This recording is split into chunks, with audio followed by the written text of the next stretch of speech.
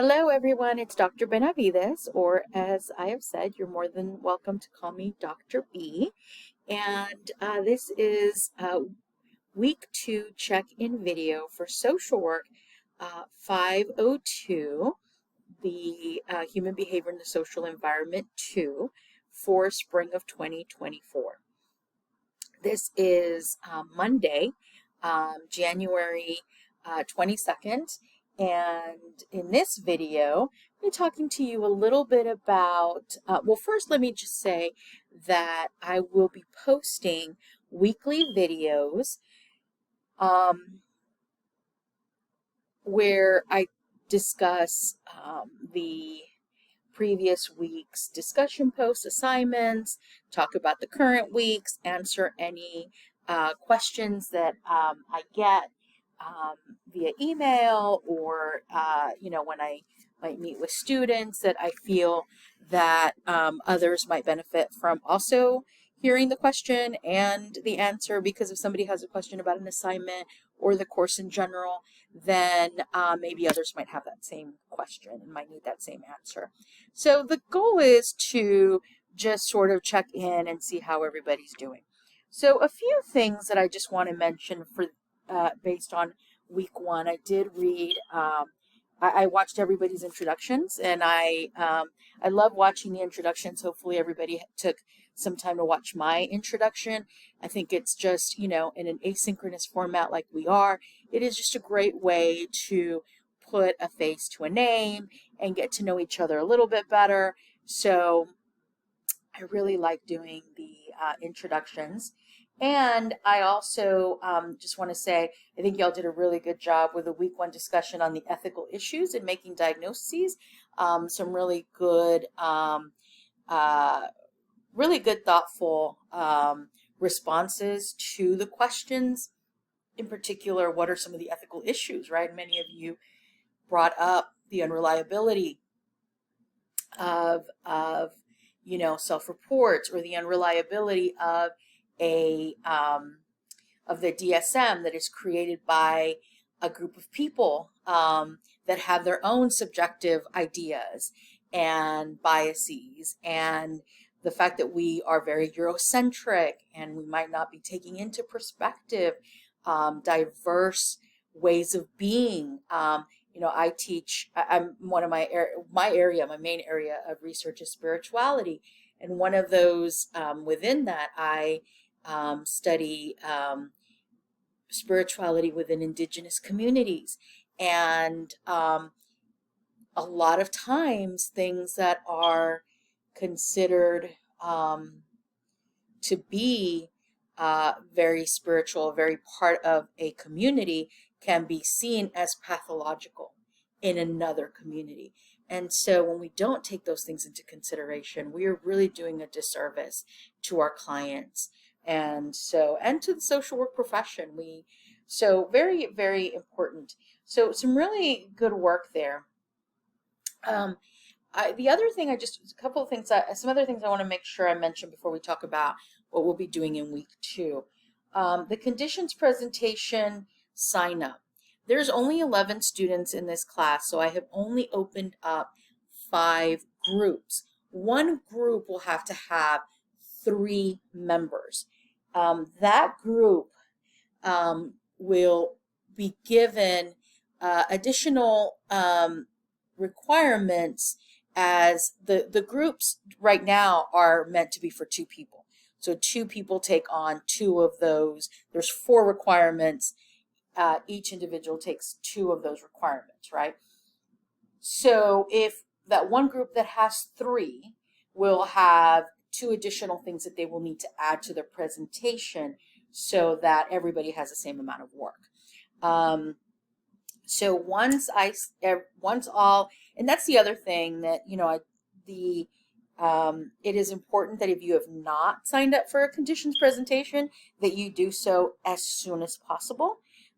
Thank you to those of you that have signed up, and you're set to go. You received, by signing up early or on time, I guess I should say, you were hopefully able to get into the groups that you were really more interested in working with based on that particular diagnosis.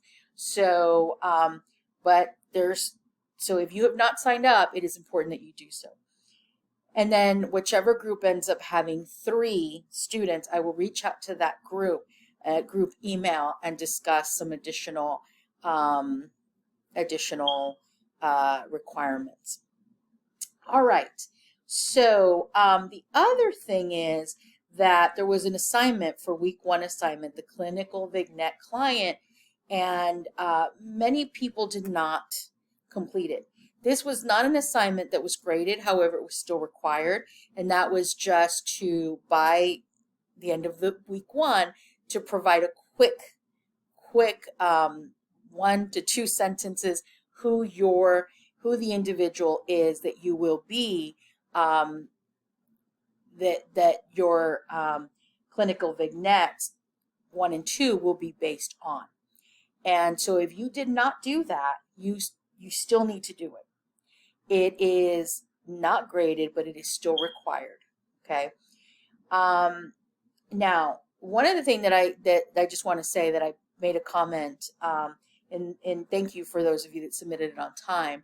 I made a comment that basically says, as long as your person that you have chosen is an individual that you are able to do a clinical diagnostic assessment on, then that is fine. So I just want to reiterate, hopefully you had an opportunity to look at my intro to the course videos from last week, but you must, the person that you have identified for the clinical vignettes 1 and 2 must be an individual that you can do a clinical diagnostic assessment on. In other words, it is somebody that you can look at the different diagnoses and be able to evaluate them based on the DSM criteria. An option for this assignment is not to say, oh, they don't have any, they don't meet any diagnostic criteria, therefore I am not proceeding with actually doing the diagnostic assessment. That is not an option. So you cannot find somebody that will not meet any criteria for a diagnostic assessment. And you can't say, so therefore I'm not doing a diagnostic assessment. No.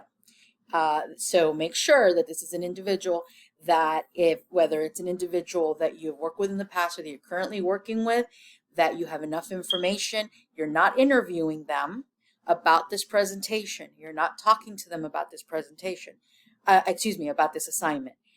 Remember that. That's part of the assignment guidelines, states it very clearly in the assignment as well as in my intro to the assignments video. And so you're using this from recollection, or if you're still working with a client, from case notes or your own notes, or if you're finding if you don't have somebody, but you're going to use somebody, a character from a book, a movie, a show, that's fine. But again, it must be somebody that you have, that you're able to have enough information to do a clinical diagnostic assessment with. Very, very important. All right, so those are main things that I wanted to say real quickly before we move to week 2. Oh, the other thing is that one individual, last week, I posted an announcement with my intro to the assignments video, and basically also in my announcement, basically opened it up if anybody is interested in meeting in person this week, well, in person synchronously, but via Zoom, to discuss any of the course assignments or the course in general.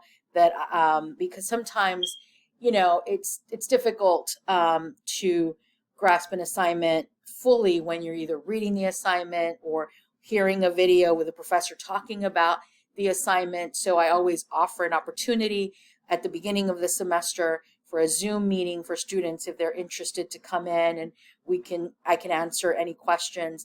And so one person reached out, and I have reached out to them and to schedule a time. It was Sengbi. Thank you, Sengbi. And schedule a time that works for both of us. I will post that time under an announcement for anybody that at the last moment might be interested in joining us. I will post that with a Zoom link under another announcements once we have found a mutual time to meet. There's still time for you to say that you're interested, and I can reach out to you to also try and find a time that meets for everybody. All right, so, but, I will hopefully, be posting the time by tomorrow. So if you're still interested, respond to that announcement as soon as possible, or just see if you can join the meeting once it is scheduled. All right, so moving on to week 2. All right, so this week we're focusing on neurodevelopmental disorders, right? So as in all of your Canvas courses, you have an introduction where the objectives and are listed, as well as if you click on here, you'll see the learning materials. The assigned readings for week 2 are right here. There's one week 2 discussion and one quiz for week 2. So really quickly, the week 2 discussion, the neurodevelopmental disorders, you're being asked to, of course, do the readings for the week. And after reading those, the required readings, complete the following for your initial post. The first thing is you're going to describe what you have learned. That's the first thing. What did you learn from the readings, right? And not, I learned that IDD is common in childhood, but be more comprehensive about what you gained from this reading. From these readings, what did you not know before? What was new to you? What was exciting to you? Very important. What is going to help you as a social worker? All right, and then discuss one of the following challenges for this diagnostic category. Use your chosen challenge as a heading for your post. There are 5 different challenges that you can explore in this discussion post. Cultural influences, discussing the diagnostic fads of over or underdiagnosing of the condition, overlapping symptoms, what happens when there's overlapping symptoms between diagnoses, how could you navigate this overlap in these symptoms to make an accurate diagnosis, diagnostic overshadowing, when one diagnostic overshadowing is when one diagnosis becomes the explanation for all the person's symptoms rather than exploring how the person might have co-occurring conditions. That's a challenge. Special populations, how do special populations present issues in assessment and diagnosis for this category? And diagnostic reliability, what factors might influence the reliability of diagnoses in this category? Choose one of these challenges to explore. You must respond to at least one classmate, and in your response, discuss how your challenges might be related or how the challenges you discuss could influence or affect the challenge that the person you're responding to, the challenge that they chose. Remember, your initial post must be due by Thursday of week 2. It is really important that you look at the guidelines to see when something is due. You do lose points for not submitting things on time. Your response is due by Sunday of week 2. By the end of this week, you will need to have completed the week 2 quiz on neurodevelopmental disorders. This is an open book quiz. You can definitely use the DSM or your textbook. There is no time limit, but you have only one attempt on the quiz. Click the yellow take the quiz button to begin.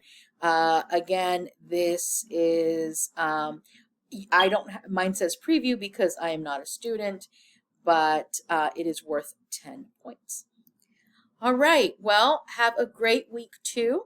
As I said, once I know the date and time for the meeting to discuss the assignments, I will post it under an announcement for anybody else that might wish to join.